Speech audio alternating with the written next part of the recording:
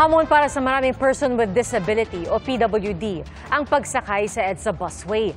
Kaya isinusulong ng isang grupo na maisama sila sa mga kukonsultahin sa pag-aayos sa EDSA. Saksi, si Oscar Oida. Tuwing babiyahe gamit ang EDSA busway station sa Kamuning, hirap ang 61 anyos na PWD na si Mang Romel. Makitid kasi ang mga bangketa at ang mga rampa.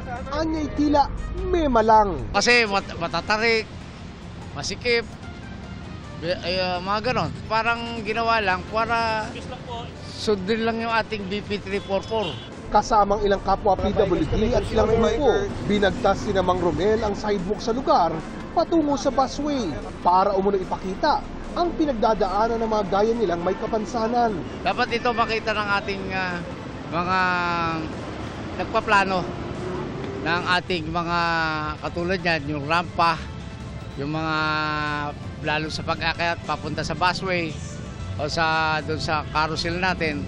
Dapat unahin yung safety.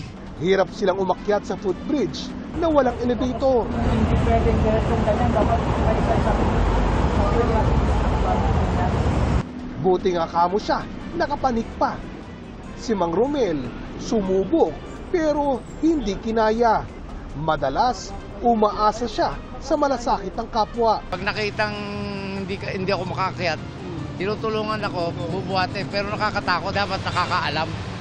Alam niya i-handle ang isang wheelchair user. Sana yung mga ganitong overpass, meron pong elevator o kaya pag doon sa bandang taas na doon, meron pong walkathon para po hindi po kami mahirapan na PWD.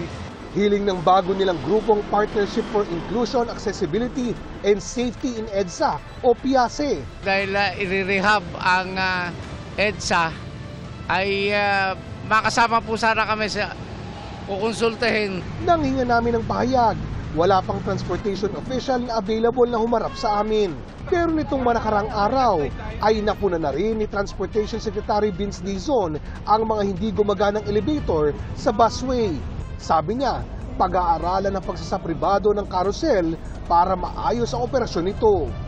Para sa GMA Integrated News, ako si Oscar Oida, ang inyong saksi.